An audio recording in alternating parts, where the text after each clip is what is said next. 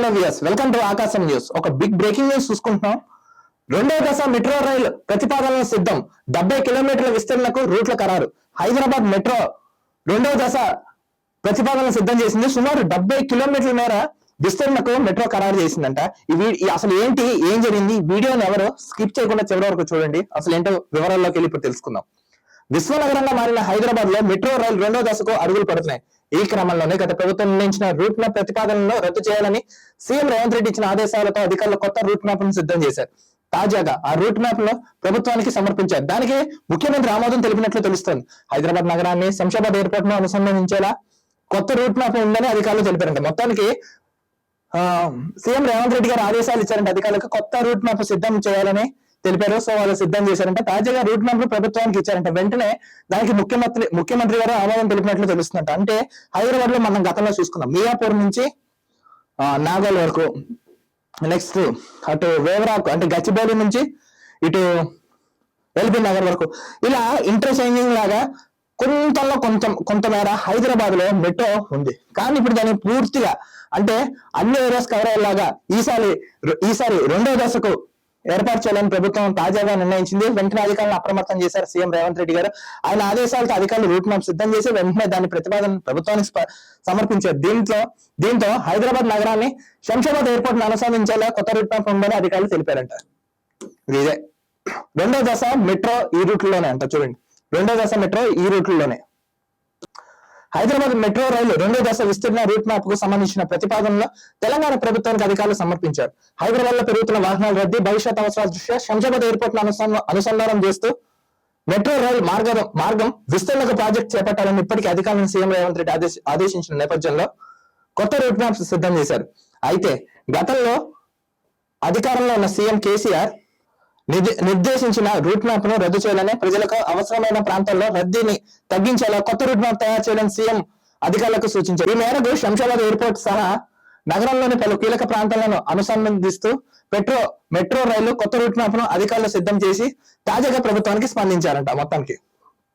మొత్తం ఏంటంటే గత ప్రభుత్వంలో మాజీ ముఖ్యమంత్రి అయిన సీఎం కేసీఆర్ గారు మెట్రో ప్రతిపాదన పనులు వెంటనే త్వరితగతిగా పూర్తి చేయాలని అధికారులను ఆదేశించినప్పటికీ కొంతమేర పూర్తి చేశారు.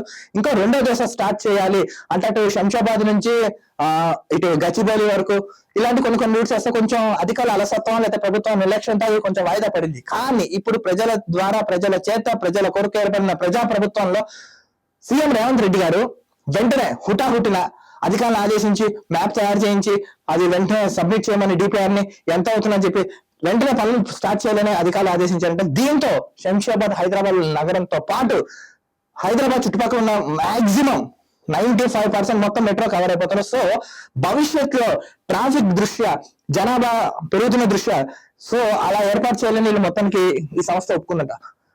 ప్రస్తుతం హైదరాబాద్ మెట్రో రైలు 3 కారిడార్ల ప్రయాణికులకు సేవలు అందిస్తుందంట.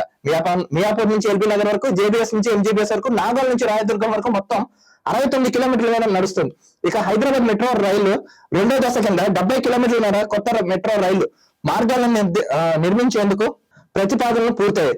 ఈ రెండో దశ విస్తరణలో భాగంగా జూబ్లీ బస్ స్టేషన్ నుంచి ఎంజీబీఎస్ వరకు ఉన్న మెట్రో రైలు మార్గాన్ని చాంద్రాయణగుట్ట క్రాస్ రోడ్స్ వరకు పొడిగించనున్నారు. తక్కువ ఖర్చుతో ఎక్కువ మందికి మెట్రో రైలు సేవలు అందుబాటులోకి వచ్చేలా కొత్త రూట్ మ్యాప్లను రూపొందించినట్లు అధికారులు తెలిపారంట. చూడండి, మొత్తానికి ఇప్పుడు రెండో దశలో భాగంగా జూబ్లీ అంటే జేబీఎస్ నుంచి ఎంజీబీఎస్ వరకు ఉన్న మెట్రో రైలు మార్గాన్ని చాంద్రాయణగుట్ట క్రాస్ రోడ్స్ వరకు పొడిగించనున్నారంట.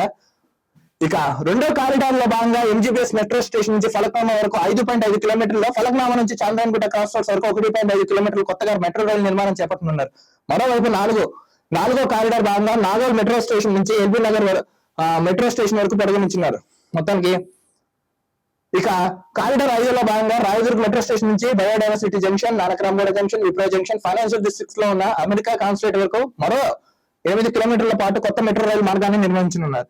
ఇక కారిడార్ 7లో భాగంగా ఎల్బీ నగర్ మెట్రో స్టేషన్ నుంచి వనస్థలిపురం మీదుగా హయత్ నగర్ వరకు 8 కిలోమీటర్ల పొడవున విజయవాడ మార్గంలో మరో మెట్రో మార్గాన్ని ఏర్పాటు చేయనున్నారట. మొత్తానికి ఏంటంటే హైదరాబాద్ లో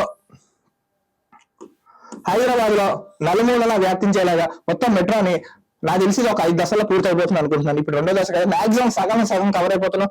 సో ఈ రకంగా చూసుకుంటే హైదరాబాద్ లో రద్దీని తగ్గించవచ్చు.